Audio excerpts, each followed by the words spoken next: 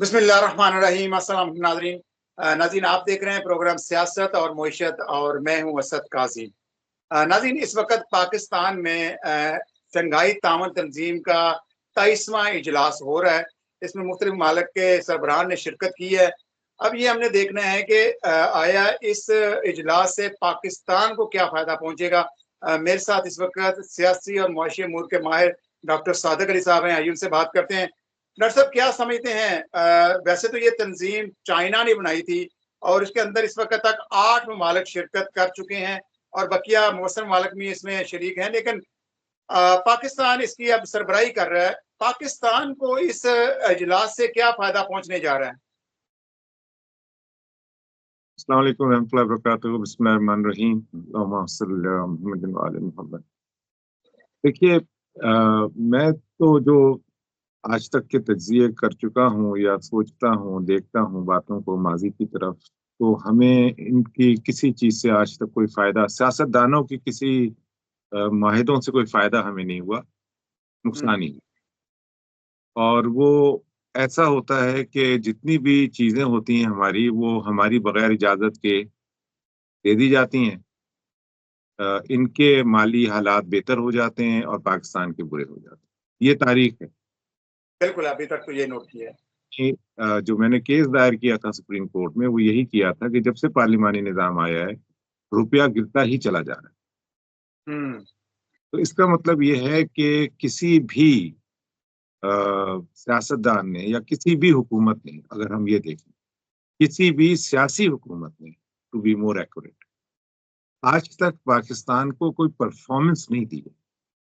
बिल्कुल। ये बात आप देख लीजिए, और ये ऐसी आसान सी बात है कि डेटाबेस निकाल लीजिए और रुपए की कदर को देख लीजिए और बिल्कुल डॉक्टर उसके साहब, बाद। मैं अक्सर यही कहता हूँ, हम जब अपने बुजुर्गों से सुनते हैं तो वो कहते हैं जी ये 1 रुपए की ये चीज आती रही है।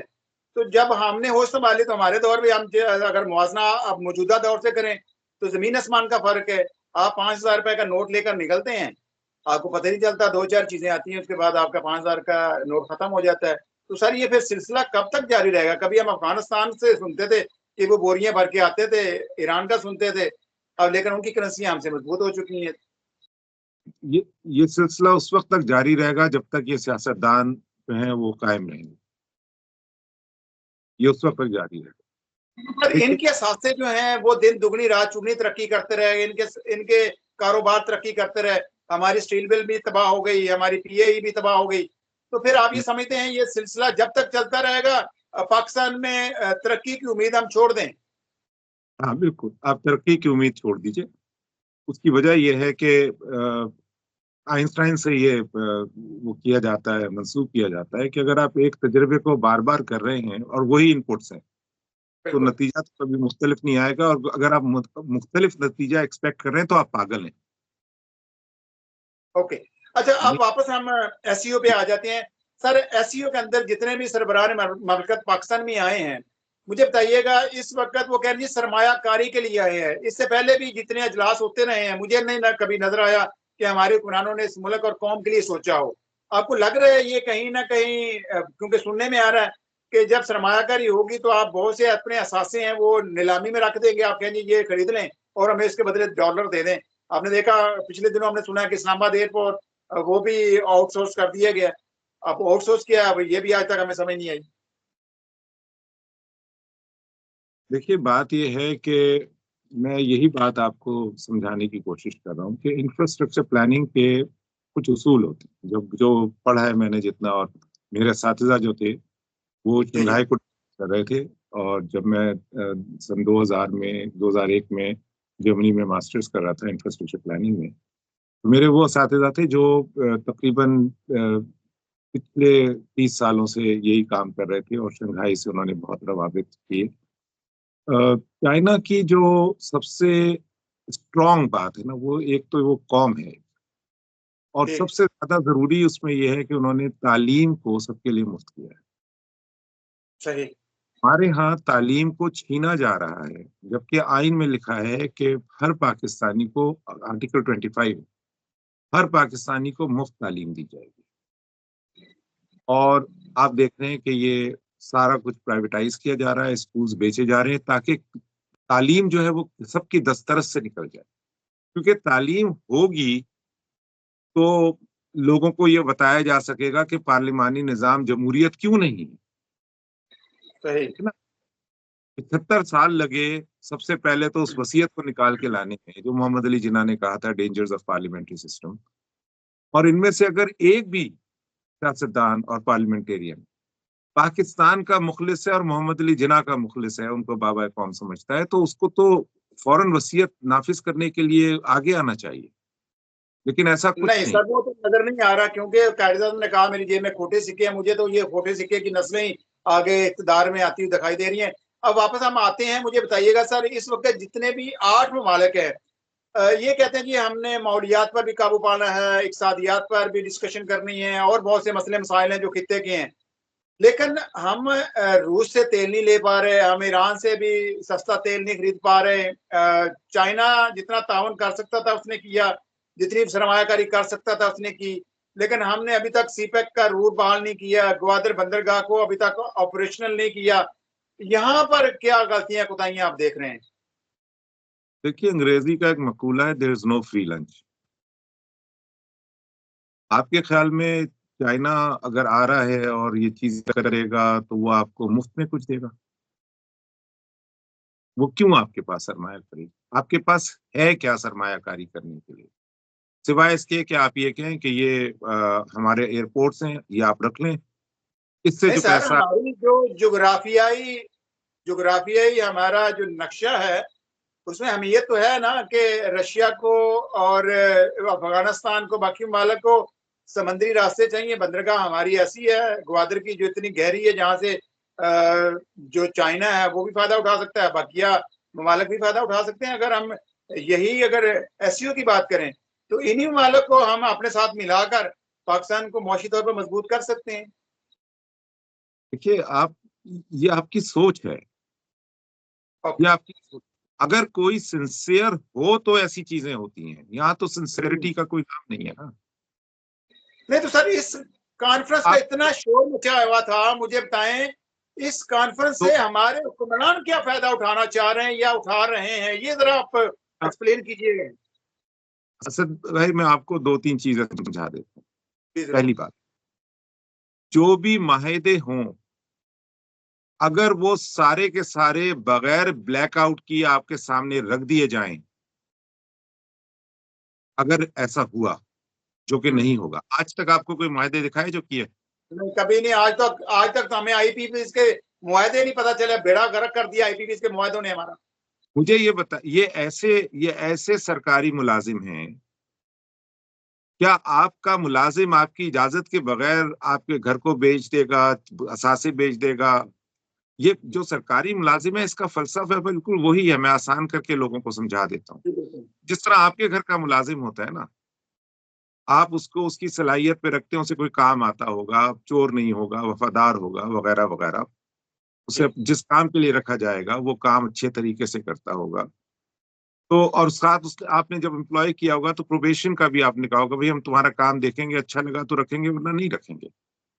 अच्छा, यही उसूल जो है वो सरकारी मुलाजिमतों में और तमाम मुलाजिमतों में दुनिया में होता है कि आप जब भी किसी एम्प्लॉय को हायर करते हैं तो आप उसे प्रोबेशन पे रखते हैं। हमारे यहाँ जो मैंने सुप्रीम कोर्ट में केस दायर किया है, उसके अंदर मैंने ये कहा है कि आइन में से जो मुतजाद चीजें हैं, कॉन्फ्लिक्ट ऑफ इंटरेस्ट है, वो निकाल दीजिए, आपका आइन ठीक है। कॉन्फ्लिक्ट ऑफ इंटरेस्ट क्या क्या है? सबसे पहला कॉन्फ्लिक्ट ऑफ इंटरेस्ट ये है कि बुनियादी कानून ये कह रहा है, आर्टिकल 2 ये कह रहा है, इस्लाम वुड बी स्टेट रिलीजन। और कुरान के अलावा कोई इस्लाम जानते हैं आप? नहीं। तो कोई कानून कुरान के मुतजाद नहीं बनाया जा सकता। ठीक है। ये पहला उसूल है। दूसरा उसूल ये है कि आपने कहा कि करारदाद मकासिद के मुताबिक जो है वो बनाया जाएगा आइन। करारदाद मकासिद में चंद बुनियादी चीजें थी। नंबर 1, इस्लाम स्टेट रिलीजन होगा। नंबर 2, जमहूरियत होगी। नंबर 3, अदलिया आजाद होगी। इन बातों का तो इन बातों का तो तज़किरा बार बार हुआ है, अब फिर आईनी तरमीम की जा रही है और ऐसी हाँ, असम्बली नहीं, से की जा रही है जो फॉर्म 47 की है, जिनको अवाम में पजीरा ही नहीं है, और उसी के ऊपर फजल रहमान कह रहा है कि हम अपना आइन बचाएंगे। तो सर अगर ये करना चाहते तो अभी भी ऐसे बहुत से मसाइल हैं जिनके ऊपर मुशावरत करके अवाम से भी कुछ ना कुछ राय लेकर आइन साजी की जा सकती है, लेकिन तरजीहात ये नहीं है ना, तरजीहात ये है कुछ और करना चाह रहे हैं। देखिए, मैंने बेशुमार खत सारे जस्टिसेस को, काजी फायज ईसा को भी लिखे, सारे पाकिस्तानियों को लिखे, तमाम जस्टिसेस को बाय नेम मैंने एड्रेस किया, उन्हें लिखा, लेकिन कोई जवाब नहीं देता। ये चलिए सीरियसनेस। इसका तो हम प्रोग्राम करते रहेंगे, लेकिन डॉक्टर साहब वापस मैं आपको एसईओ पे ले आऊंगा। सर मैं एसईओ के अंदर इस टाइम आपको बता जितने रहा ममालिक शामिल था, हैं। पहली बात बता रहा हूं, अगर ये आपको एक भी माहिदा दिखा दें, एक भी ठीक है। माहिदा दिखा, तो ये मैं मानूंगा कि हाँ, ये नेक नियत है। ये आपको एक भी माहिदा नहीं दिखाएंगे। नंबर अच्छा दो, चलें, अब मैं पूछना चाह रहा हूं कि सर ये जो शंघाई तावन तंजीम है, तावन करना है हमने। मैं इसलिए फोकस कर रहा हूं कि जब हम तावन नहीं करते एक दूसरे से तो फिर हम एक दूसरे के आलाकार बन जाते हैं। हमारा हमसाया मुल्क भारत, वो भी हमारे साथ ही इस तंजीम में शामिल हुआ। शायद रशिया से लॉबिंग करके हो गया, क्योंकि चाइना तो उस तरह हमारी बात मानता। अब मैं आपसे पूछना चाह रहा हूं कि इस तंजीम के जरिए क्या हम इस खित्ते में मुआशी ताकत बन सकते हैं या नहीं? नहीं बन सकते। इस हुकूमत के होते हुए नहीं बन सकते। ओके, अगर इसके बाद अजलास हो जाते हैं, दोबारा हम चाइना के उसमें आ जाते हैं, ब्लॉक में, रशिया के ब्लॉक में आ जाते हैं, तो फिर हम अपनी जो तिजारत है वो अपनी करेंसी में कर लें। मैंने देखा है भारत ने कई ममालिक से डायरेक्टली मुवादे कर लिए हैं कि वो डॉलर की बजाय अपनी लोकल करेंसी में तिजारत करेगा। लेकिन हमारी बदकिस्मती है कि हमने तो अपने हमसाया मुल्क के, हमने अपने बरादर मुल्कों से भी तेल खरीदना हो तो वो भी हमें मजबूरन डॉलरों में खरीदना पड़ रहा है। उसकी वजह यह है कि बार बार यही बात समझा रहा हूं कि जब से पार्लिमानी निजाम आया है, रुपया गिरता इसलिए जा रहा है क्योंकि उसमें से चोरी हो रही है। चोरी मैं और आप नहीं कर रहे, चोरी ये सियासतदान मुसलसल कर रहे हैं हुकूमतों में आके, और इसलिए आप जो है मजबूर हैं डॉलर में ठीक है। सरमाया एक्सचेंज करने में। अब जो तीन चीजें मैं आपको बता रहा हूँ, इसके ऊपर नजर रखिएगा। नंबर एक, आपको कोई मायदा नहीं दिखाया जाएगा। ठीक। नंबर दो, आपको ये कहा जाएगा कि भाई हम चीजें इंपोर्ट करेंगे सस्ती, चाइना से इंपोर्ट करेंगे, इंडिया से इंपोर्ट करेंगे, ये ताउन होगा। यानी हमने अपने किसान को मार देना है। ओके। जब आप अपने किसान के लिए चीजें महंगी करते जाएंगे, तो ये, जब आप एक उसूल याद रखें, जब आप कोई चीज इंपोर्ट करते हैं तो आपकी वफादारी उस मुल्क के लोगों के साथ, मजदूरों के साथ होती है जहां से इंपोर्ट कर रहे हैं। ओके। जब आपका इंपोर्ट बिल ज्यादा होगा तो आपका एक्सपोर्ट बिल कम होगा। ठीक। तो आपका एक्सपोर्ट बिल कम होगा और इंपोर्ट ज्यादा होगी, तो तवाजुन जो है वो आपके रुपए के ऊपर बोझ डालेगा और आपको टैक्सेस लगाने पड़ेंगे, क्योंकि प्रोड्यूस तो आप बेईमानी के अलावा तो कुछ प्रोड्यूस नहीं कर रहे हैं ना। ठीक है। तो डॉक्टर साहब मैं बड़े अफसोस से कहूंगा सर, आज मैं एक जगह से गुजरा हूँ, वो जीन्स बनाने वाली फैक्ट्री थी और वो एक अरसे से जीन्स जो है एक्सपोर्ट कर रही थी और जरूर मात्रा भी कमा रही थी। सर 2 माह हो गए हैं उनके वर्कर्स को सैलरीज नहीं मिली और वर्कर्स ने बाहर निकल कर जलाओ घराव किया और बाइकआउट किया, अपना एहतजाज रिकॉर्ड करवाया। तो नौबत यहाँ तक पहुंच गई है कि एप्टमा का चेयरमैन भी अपनी फैक्ट्रियां बंद कर चुका है। तो हमारी अब एक्सपोर्ट तो बचेगी नहीं। तो आप क्या समझ रहे हैं किस बुनियाद के ऊपर हम मुआशी मैदान में तरक्की करेंगे? सर हम क्या मुल्क कर्जों से चलाते जाएंगे? तो आपने कहा कर्जे लेते रहेंगे तो हमारा रुपया डिवैल्यू होता रहेगा, फिर बचेगा क्या हमारे पास? सर हम पाकिस्तान को किस नहज पर पहुंचाने जा रहे हैं? इस ताउन तंजीम में सबसे बड़ा अलमिया ये है कि कोई हमारे सियासतदानों पे, हुकूमत पे एतबार नहीं करता। ये आर्मी चीफ को लिए लिए फिरते हैं ये बताने के लिए कि आर्मी चीफ हमारे साथ हैं, ये अच्छा। काबिल एतबार आदमी है, हम नहीं है। बिल्कुल। वो कह ये रहे हैं जी खुद, हमें कर्जा भी इन्होंने लेके दिया है, उनकी मदद के IMF से हमें कर्जा मिला है। मेरा आर्मी चीफ को ये पैगाम है, देखिए वो बहुत आला सलाहियत के मालिक हैं, और फौज में एक मकूला है Do not reinforce you never reinforce a failure. ये लोग बार बार नाकाम नहीं हुए, इन्होंने हमें नाकाम किया है चोरियां कर करके। सही। इन्होंने सब कुछ बेच दिया है। आप यकीन कीजिए कि एक स्टेज ऐसी मैं देख रहा हूं कि ये गायब हो जाएंगे, या तो ये खुद सब कुछ खरीद लेंगे और हम इनके गुलाम बन जाएंगे। ओके ओके, यही लग रहा है। बादशाहत की तरफ ये गेम सारा है, बादशाहत की तरफ ले जाना। मैं हूं, मेरे बाद मेरा बेटा है, उसके बाद उसका बेटा है, उसके बाद उसका बेटा है। मोहम्मद अली जिन्ना ने इसलिए कहा था डेंजर्स ऑफ पार्लियामेंट्री सिस्टम, क्योंकि बरतानिया में जो पार्लिमानी निजाम शुरू हुआ था उसकी बुनियाद ये थी कि बादशाह को जमहूरियत करके आप नहीं हटा सकते। ओके, और हमने जमहूरियत से बादशाह का सफर मुकम्मल कर लिया सर। इस टाइम खरबों रुपए के या खरबों डॉलर के इन हुक्मरानों के साथ ये दो बड़े खानदान जो हैं, जिनको पहली दफा हमारी स्टैब्लिशमेंट ने इस मुल्क पर मुसल्लत किया। मैंने देखा जब भी मार्शल लगता रहा है, वो मुशर्रफ साहब का हो या जिया का हो, उसमें फौज जब भी आती थी कुछ ना कुछ मईशत में बेहतरी आती थी और हमें कुछ ना कुछ फंड्स भी मिल जाते थे, एक इस्तेहकाम आ जाता था। अब ये बदकिस्मती हमारी हुई है कि बाजवा साहब के बाद जो रजीम चेंज आया, उसके बाद सियासी इस्तेहकाम नहीं आ सका। बहुत कोशिश की हमारे इदारों ने, हमारे आर्मी चीफ साहब ने, लेकिन अभी तक वो नाकाम दिखाई देते हैं।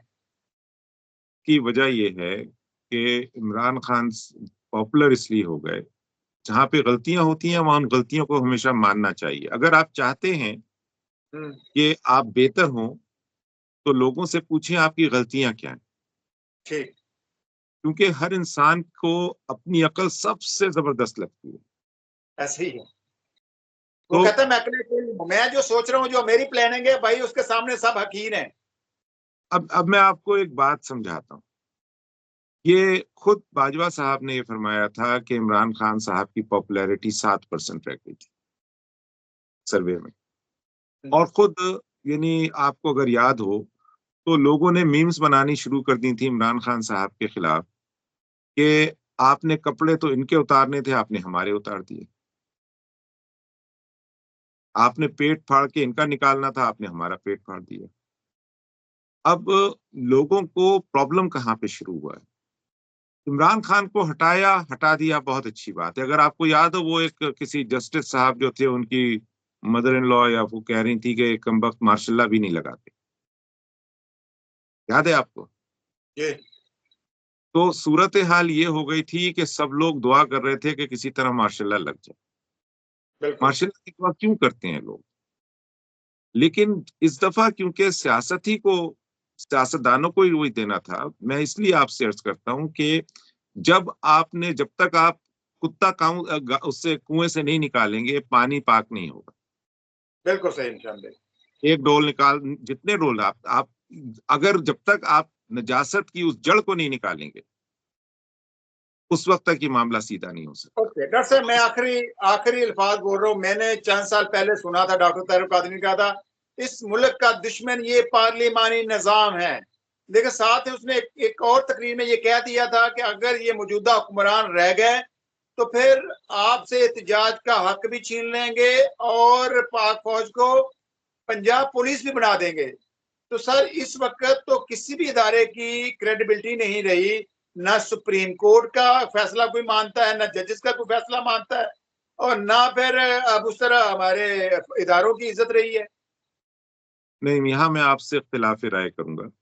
जी जरूर। पहली बात यह है कि आज भी देखिए, एतराज अगर कोई बाजवा साहब पे किया जाए तो वो ये था, हो सकता है कि वो अगर उन्होंने इमरान खान को, फर्ज कीजिए अगर हम कहते हैं रजीम चेंज, वैसे मैं इन चीजों पे बहुत ज्यादा वो नहीं करता, लेकिन अगर मान लेते हैं थोड़ी देर के लिए, तो लोग ये कहते हैं कि अगर लाना ही था तो इन चोरों को क्यों ले आए? बिल्कुल, ये मैं भी यही सवाल करता हूँ।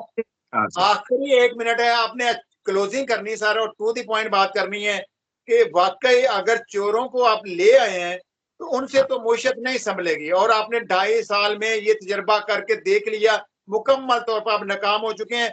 मैंने कहा कोरोना के दिनों में हमारी फैक्ट्रियां चल रही थी, और आज इन दिनों में जो फैक्ट्री ओनर्स हैं उनके पास वर्कर्स को तनख्वाहें देने के लिए फंड्स नहीं है। मैं आपको दो बातें समझा रहा हूँ। इस वक्त दो इदारे हैं जो पाकिस्तान को बचा सकते हैं। जी जरूर। अगर वो एक फौज तमाम सच्ची बातें सियासतदानों के मुतालिक पाकिस्तानियों को बताती, जो सच है वो बता। ठीक है। नंबर दो, अदलिया अदल करे, कानून पे। देखिए, दो चीजों को कभी मिक्स मत कीजिएगा, कानून और अदल। कानून, मेरे जब हियरिंग हुई थी 27 सितंबर 2021 को, जो मैंने रेफरेंडम के लिए सुप्रीम कोर्ट में केस दायर किया था, तो जस्टिस मंसूर ने एक सवाल किया, उसमें कहा कि उनके सवाल नहीं, उन्होंने रिमार्क दिया कि हम कानून के ताबे हैं। ठीक। मैं तमाम जस्टिस से, वकला से, सबसे जो कानून के स्टूडेंट्स हैं, मैं भी कानून का स्टूडेंट हूँ, सीखता हूँ रोज। कानून का स्टूडेंट होने के लिए आपको लॉ ग्रेजुएट होना जरूरी नहीं होता, you have to be having common sense. यानी आप अगर आप गूगल करेंगे ना कि can any law be without common sense, तो उसमें आएगा जो कुछ भी, whatever is not common sense can not be transform to law. यानी जो कॉमन सेंस नहीं है उसको आप कानून नहीं बना सकते। तो मैंने उनको, मंसूर को, उसमें जब मेरी हियरिंग हो रही थी तो मैंने उनसे कहा कि आप कानून के ताबे नहीं है, आप अदल के ताबे। बिल्कुल ठीक है। कानून गलत भी हो सकता है। हाँ। कानून अदल जो है ना, अदल है हमारी मंजिल जो है वो है अदल। कानून मंजिल पे पहुंचने का रास्ता होता है। ठीक। अगर रास्ता अवेलेबल ना हो तो अदलिया वो रास्ता बनाती है अदल के मुताबिक। ओके और ओके ओके। इसी को प्रेसिडेंस कहा जाता है। चले डॉक्टर साहब, मैं इसी पे क्लोज करूंगा कि आपने कहा कि आवाम से राय ली जाए। आखिरी बात मैं बता दूं, अदलिया अदल करे, जो हलफ लिया है कुरान पे इन लोगों ने, हम पे एहसान नहीं करेंगे, लेकिन सिर्फ कुरान पे जो हलफ, जिन लोगों ने इन्हें लाके यहां बिठाया है उनसे वफादारी करने का वक्त नहीं है। उस कौम से वफादारी करें जिसने इनको पैदा किया है, जिसके किताब पे इन्होंने हलफ लिया है। अगर ये अदलिया और फौज ये इकट्ठे हो जाएं सिर्फ इस बात पे कि अदल, हम सच बोलेंगे, तो मैं आपको गारंटी दे रहा हूं, गारंटी दे रहा हूं, 3 महीने के अंदर पाकिस्तान की मैशत ठीक हो जाएगी।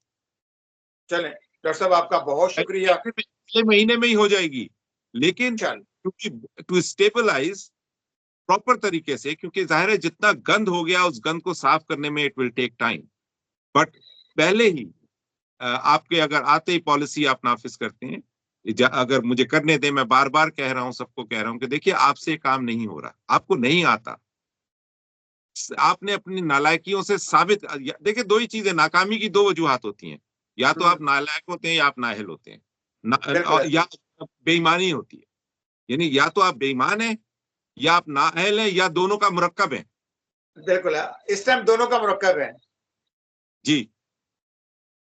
तो कामयाब होने के लिए आपको कुरान की वो बात माननी होगी जो अल्लाह फरमा रहा है, जो इल्म और जिस्म में मुस्तफा है उसे क़यादत दो। ये सूरह बकरा के आखिरी रुकू में जालूत और तालूत का वाक़या है, वो पढ़ लीजिए।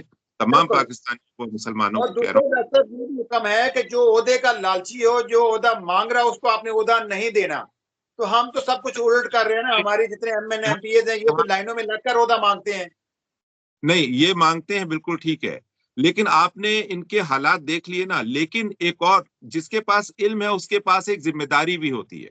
अगर कहीं हादसा होता है, कोई शख्स मर रहा होता है, वहां एक डॉक्टर मौजूद है, भाग कहता है मैं तुम्हारा इलाज कर लेता हूँ, इसकी जान बच जाएगी, तो आप ये नहीं कह सकते कि तुम अपनी यहाँ डॉक्टरी चमकाने के लिए आए हो। बिल्कुल ठीक। तो फिर भी टाइम हो रहा है, मैं आपसे पूछना चाह रहा हूँ कि इस वक्त जो पाकिस्तान के मसाइल की जड़ है वो पार्लियामानी निजाम है।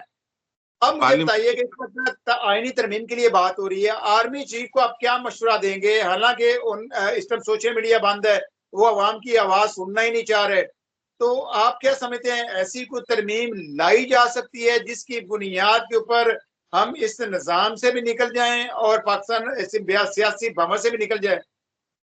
भाई अगर आप आइन के ऊपर अमल कर दें, इसी मौजूदा आइन के बुनियादी article 2, article 2A, article 3, article 4, article 8 पे अगर आप अमल कर लेते हैं, आप इससे निकल आएंगे। मैं कोई आइन को बदलने की बात नहीं कर रहा, मैं कह रहा हूं आइन पे अमल करें। ये केस सुन ले ताकि तमाम बात जो है वो रोजे रोशन की तरह अया हो जाए कि मैं कह क्या रहा हूं। तो डॉक्टर साहब, आखिर में हर दफा मसला बनता है, आर्मी चीफ की तैनाती और चीफ जस्टिस की तैनाती तो मोस्ट सीनियर की हो जाती थी, अब वहां पे फड्डा डाला जा रहा है। क्या कोर कमांडर्स या जो एक आधा होता है मोस्ट सीनियर, अगर वो बन जाए तो ऑटोमेटिकली एक सिस्टम चलता रहे? हमारे यहाँ तो बदकिस्मती है कि जिस मामले में भी सियासतदान इन्वॉल्व होते हैं वहां पर बेड़ा गर्क कर देते हैं। पीछे से जब नीची सतह पे हम देखते हैं, कैप्टन से लेकर लेफ्टिनेंट जनरल तक कोई रौला नहीं होता, कोई मसला नहीं होता। मसला वहां होता है जब वहां पर सियासतदान की इन्वॉल्वमेंट होती है और वो अपना मर्जी का आर्मी चीफ चुनकर लगाता है और पाकिस्तान को मसाइल में समझने झोंक देता है। इनकी बदनीयती इसी से साबित होती है ठीक। कि ये एक ऐसे इदारे को जिसके अंदर एक सिपाही भी जो है वो अनपढ़ नहीं है। हाँ। ये हमारी फौज के अफसर माशाल्लाह जाते हैं। मैं क्यों कहता हूं कि आसिम मुनीर पे मुझे अब तक इतना एतबार क्यों है, क्योंकि ये फौज के अंदर एक कानून है कि अनलॉफुल कमांड को आप नहीं मानेंगे। अगर कोई आपको सीनियर ऑफिसर आपको अनलॉफुल कमांड दे तो आप उसे मना करेंगे, क्योंकि आपने गुलामी नहीं की है, आपने मुल्क के आइन पे हलफ उठाया। और मुल्क के आइन का हलफ ये कह रहा है कि आप आर्टिकल 5 ये कह रहा है कि आप मुल्क के साथ वफादार रहेंगे। तो आपने ठीक सिर्फ है। वो कवानीन मानने हैं जो जो आईनी हो, जो मुल्क की बेहतरी के लिए हो, वो ही मानने हैं। अब ये चीज जो है जरूरी है समझने वाली कि मैं क्यों आर्मी चीफ को ज्यादा अप्रिशिएट करता हूं, क्योंकि जब ये DGISI थे तो इनमें इस यार ये ही such a marvellous person and a man of strong character कि इसने आर्मी चीफ ने प्राइम मिनिस्टर को ये कहने की जुर्रत की कि आपकी बेगम जो है वो एक आदमी से तोहफा ले रहे हैं, ये मना करें, ये आपके लिए बदनामी का बायस होगा। ये जुर्रत है किसी में? मीडिया चैनल वाले जो एंकर्स हैं वो अपने अपने चैनल मालिकान के खिलाफ बात नहीं कर सकते, लेकिन he had that character of identifying कि your the first lady is doing something wrong. उसका अजर क्या मिला कि ये उनके खिलाफ हो गए प्राइम मिनिस्टर साहब। तो इससे अंदाजा कर सकते हैं कि मुझे अब अभी फिर अब तो डॉक्टर साहब, आप फिर दोनों की मुखालफत उसका खमियाजा मुल्क और कौम भुगत रहा है ना। अभी हम देखते हैं, अगर ये दोनों इस टाइम आर्मी चीफ और इमरान खान, ये दो ऐसे अहम किरदार हैं जो पाकिस्तान को मुआशी बुहरान से निकाल सकते हैं। देखते हैं ये टसल कब तक चलती है। तो डॉक्टर साहब, इमरान खान जाते नहीं, जाते आखिरी 1 मिनट है, आप क्लोजिंग कर दें, फिर हम प्रोग्राम फिनिश करते हैं। असद इमरान खान को भी आजमा चुके हैं, बता तो रहा हूं मैं। Imran Khan has got nothing to do with this. उन्होंने ही तो ये स्टेट बैंक को ऑटोनोमस करके हमारा तो बेड़ा सर, आप जमहूरियत की बात करते हैं ना, जमहूरियत जिसको अवाम इलेक्ट करे ना, फिर या तो आप डिक्टेटरशिप की हमायत कर लें या फिर नहीं आप वोट को इज्जत नहीं दे लें। नहीं नहीं नहीं नहीं, आप प्लीज बात को समझने की कोशिश करें। इस वक्त सूरत हाल ये है कि अगर ये केस सुना जाता है तो आइन के मुताबिक आप जो है वो एक ऐसे शख्स को केयर टेकर प्रेसिडेंट बनाएं जो इन मामलात को सीधा करके एक दफा दिखा सके मुल्क फायदे से चलाया कैसे जाता है। ओके, चलें फिर। तब मैं आपकी बात को जो समझा हूं, इस वक्त आईनी तरमीम हो रही है, आर्मी चीफ के पास इख्तियार भी है, इख्तियार भी है। अगर वो चाहें तो एक रेफरेंडम करा लें। एक तो पार्लियामानी निजाम से हम निकलें, वो अगर सदारती निजाम की तरफ आते हैं, जैसे मुशर्रफ ने एक रेफरेंडम कराया था, तो ये भी करवा सकते हैं, आईनी तरमीम भी पास करवा सकते हैं। तो अगर वाकई ये मुल्क और कौम से मुखलस है तो मेरा ख्याल है फिर इनको कदम उठा लेना चाहिए, ताकि इन चोरों डकैतों से तो मुल्क की कौम की जान छूटे। नाज़रीन, आज के प्रोग्राम से इतना ही। कल फिर मुलाकात होगी। अल्लाह हाफ़िज़ नासिर। डॉक्टर साहब, कल फिर आपसे एक नई नशिस्त रखेंगे। जी इंशाल्लाह।